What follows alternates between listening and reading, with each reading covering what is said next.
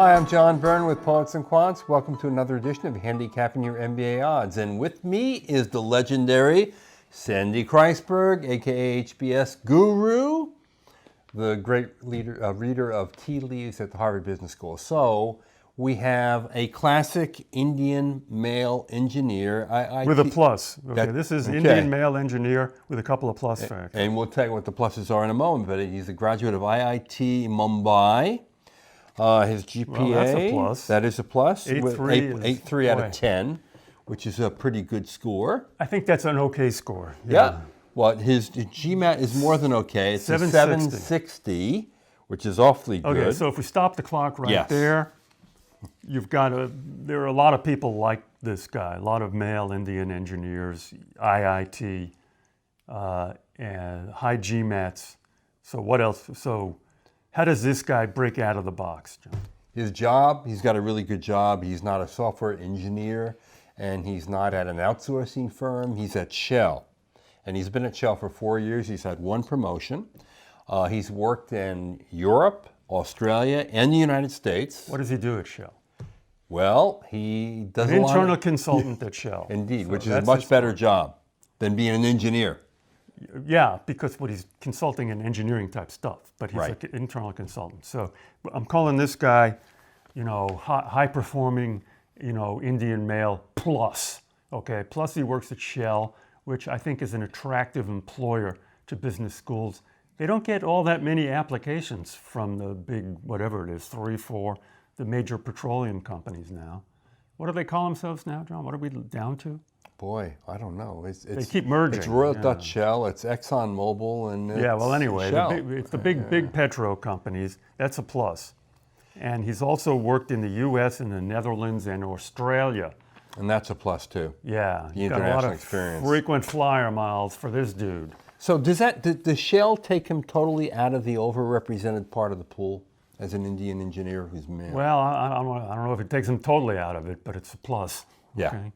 And the schools, Harvard, Wharton, INSEAD, Columbia. Okay, let's start with the bottom. Let's remember, this guy's got a 760 GMAT and 8.3 GPA. Columbia and Wharton like that for anybody, and they'll like the fact he's works for Shell. So I think his chances at Columbia and Wharton are pretty in line, So what's your percentage there? 40%. That's pretty good. Yeah, well, you can always get unlucky or blow the interview. I just got to remind everyone that you never give anyone more than 50% odds at any school, no matter what their numbers are. Yes, that's true. Because there's always that randomness about admissions that for one thing, you can't account for. Like at Harvard, whatever it is, 40% of the people don't get in who get interviewed. Right. So there you go. And then we have INSEAD. He's going to get into INSEAD, don't you think? Very strong candidate for INSEAD. And then the Harvard thing is the stretch school. Does he really have a shot at Harvard? Yeah, if he executes well, if he presents himself as being interested in the future of this guy's got to present himself as an energy guy. Now, I can't remember if he tells us what he wants to do with his MBA. What does he say? He doesn't. He doesn't say. Operating plant, work experience, no. But I would present yourself as an energy guy. You want to transition from energy engineering to energy management to energy leadership. And then you point to people. You go, a hero of mine is Joe Blow, who works at Exxon Mobil, and he's in charge of sustainability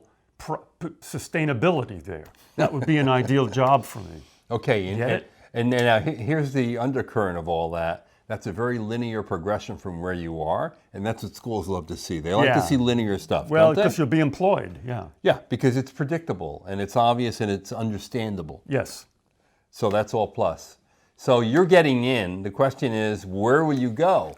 Yeah, you're on the bubble at Harvard. Yeah. Execute well, and you may have to work with your recommenders. Some of the people at Shell aren't used to writing recommendations. You have to let them know that this is the most talented guy I've seen in 20 years. It's kind of a low pass. Right. It's, meaning it's the best guy we've had in 20 years.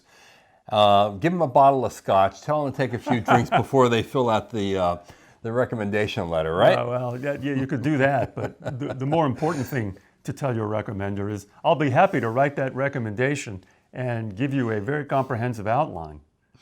So you write the recommendation and then find out what a good recommendation looks like. All right, good luck to you, and to all of you out there, good luck on your journey to an MBA. This is John Byrne with Poets and Quants. Have a Thanks for sustainable watching. future, Mr. Indeed.